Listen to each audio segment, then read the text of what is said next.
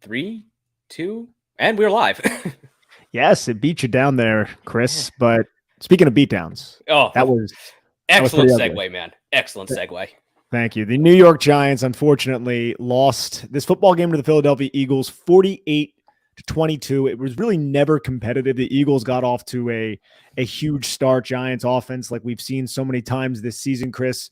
They've struggled to begin the game. Eagles jump out to a 21-0 lead, and that ended up being a 24-7 lead, a 27-7 lead, and the score ended up being 48-22. And just a little cherry on top of this disappointing loss. And I don't even know if disappointing is the right word because Philadelphia is just so much better than the New York Giants are. That shouldn't come as a surprise, but maybe this is a wake-up call. But that cherry on top was that touchdown of Boston Scott at the end, just to be like, remember this guy? Yeah, he scored so many of these on you in the past, Chris. What was your key takeaway here? Just wow. Yeah, that was an ugly, ugly game. Like I thought the Giants loss to the Lions was kind of the low point of the season. I had hoped they would at least be competitive in this game, but the tone was set right at the start. The Giants' first two drives, 9 plays, 2 sacks, no points. The Eagles' first two drives, 26 plays, 14 points. Even when Philly honestly screwed up at points this game, like the blocked punt, which wound up getting their punter injured, which has that has ramifications all over the special teams. Not that it mattered. It set the Giants up on the 15-yard line, and they kind of twitched a little bit. They looked a little bit lifelike there for a second, but again, it didn't matter. Ultimately, Philly was able to do whatever they wanted to, and it was so obvious that Fox yeeted us out all the way down to Texas for the whole fourth quarter. And just a special shout out to the NFL's regional blackout rules. I have NFL Sunday Ticket. That went to the Dallas Houston game. So I went to the NFL Plus, see, hopefully the game was being broadcast online. It was not. Went to the NFL app that told you to go to the NFL app. Because of the NFL's regional blackout rules, it was not being broadcast on their app.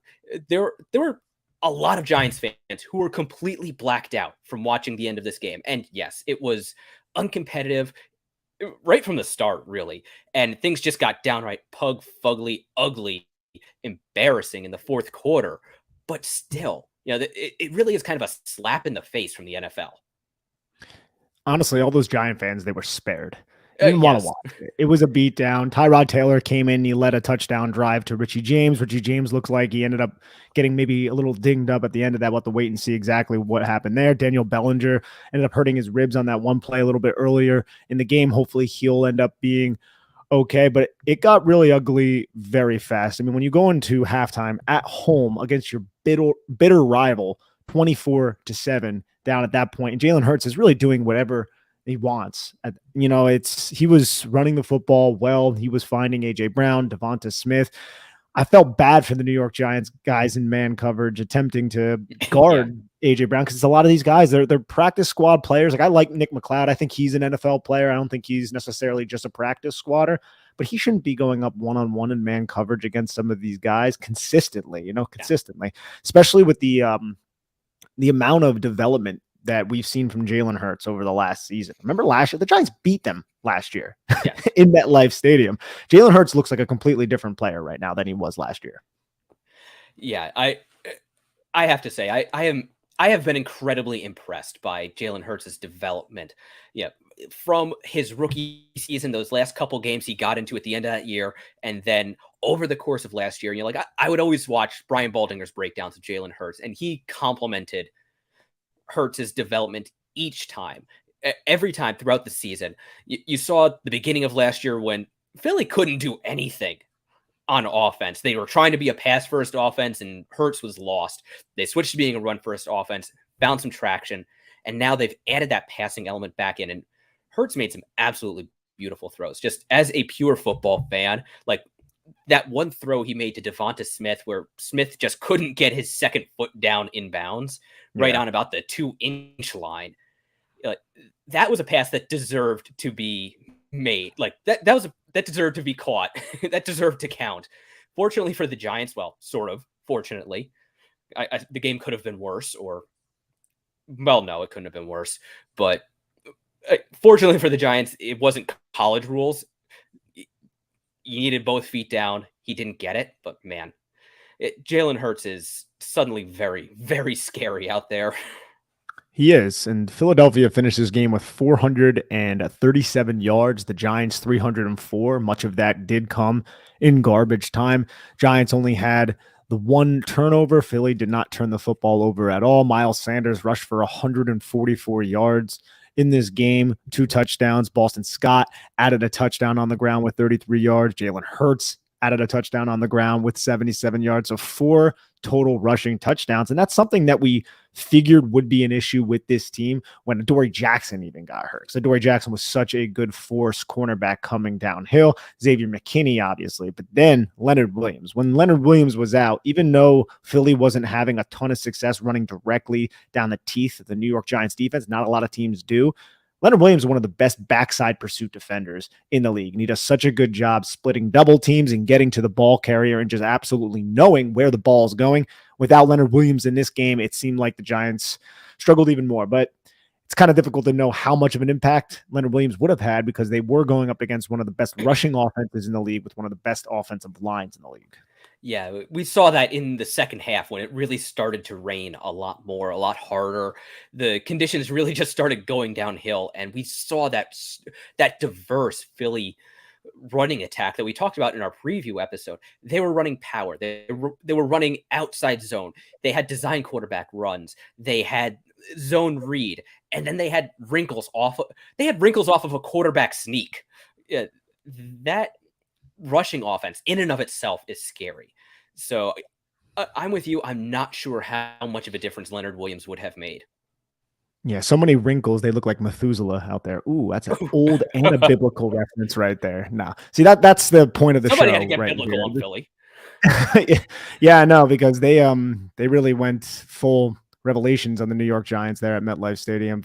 48 points, man. 48 points. This is a team not long ago was 6-1 this year. And I know a lot of us we said like the New York Giants, they're not really I don't want to say they're not a 6-1 team, but they were winning really close games. They were well coached enough to put themselves into football games to where they're not going to get blown out. And they can, as Julian Love said, they can just have you tread water and drag you to the deep end and then attempt to drown you in the fourth quarter. Well, now with all the injuries the Giants have suffered, and the Eagles are just a much better team. They were outclassed, don't get me wrong. But with all the injuries the Giants suffered, it's not like they're not out there trying. You know, they are trying. It's just they don't have the talent to compete. And this is the time of the season when you need to get hot and you need to win football games. And next week, the New York Giants have a must win against Washington in Washington. And this was just a humbling beatdown. It's going to be a long 6 days to get ready and for this game against Washington. Well, 7 days, I should say. But I don't know, Chris, man, I'm worried about this Washington matchup.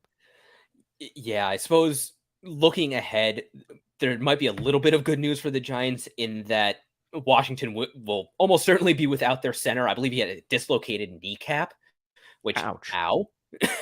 Yeah. So, a backup center, backup right guard against the Giants' interior defensive line with Taylor Heinicke. Maybe the Giants will be getting Adoree Jackson back by then. We'll just have to wait and see what happens with the injury reports. But yeah, it's not that long ago. The Giants were basically one game out of first in the NFC East, and they are now in last place. They were all season long a team that has been punching way, way above their weight class. They executed well. They took advantage of their opportunities when they got them. But we also do have to recognize that they were kind of fortunate to get some of the wins they did. So I think this team really has kind of come back to earth, at least a little bit. Now, hopefully next week, fortunes will turn around again. They can get a win against Washington. But man, it's tough to feel good right now, especially in a week where the Houston Texans, the 1-10-1 Houston Texans, took the Dallas Cowboys literally right down to the wire. And the Baker Mayfield-led Los Angeles Rams executed a 3.5-minute game-winning comeback with all of 30 hours of practice time on just period. He'd only been with the team for 30 hours, and the Giants get blown out by more than 20 points, 26 points. That's just very discouraging. Very discouraging. And I think the moment in this game, because going into this game, I feel like a lot of people, Giant fans, they knew this was going to be a tall task to defeat the Philadelphia Eagles. But that 4th and 7 pass, 41 yards to Devonta Smith, the slot fade.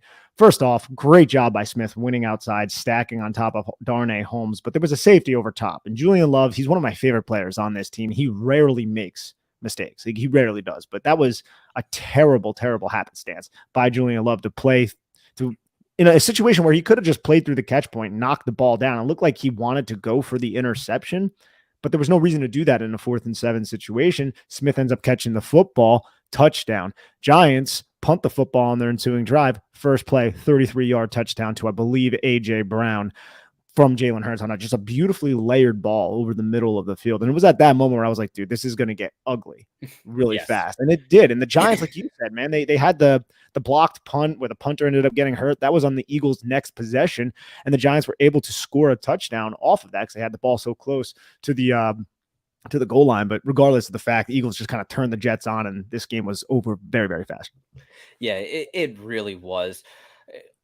This is really just a burn the tape type game. Kind of like the Seattle game, kind of like the Lions game, except this is one where you went in expecting to lose and you lost by a hell of a lot more than you thought you might to a division rival. So it hurts. Hopefully they can just bury the game tape, burn the ashes, or burn the game tape, bury the ashes, and move on. Just get back to game planning for Washington.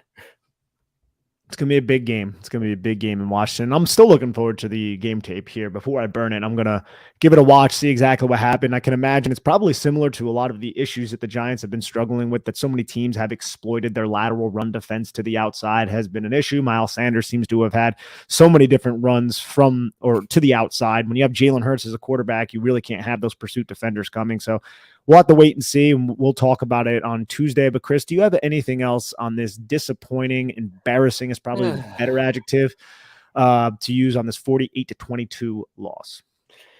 Yeah, no, I'll be interested to get a look at the game tape, especially the all 22. I want to get another look at that 4th down play, because I do agree that was a mysteriously bad play by Julian Love. I got to wonder if he got hit by a little bit of indecision. Do I just go for the breakup? Do I go for the interception? It really would have been a hell of a lot better to just break the pass up just because of the resulting field position change. And was he influenced by Jalen Hurts' eyes? Because he took a terrible angle. But, man, this was just a bad game all around. The Giants were at a talent deficit. The Eagles outplayed them. They out-executed them. And then the Giants made their own mistakes. It was just everything that could have gone wrong did.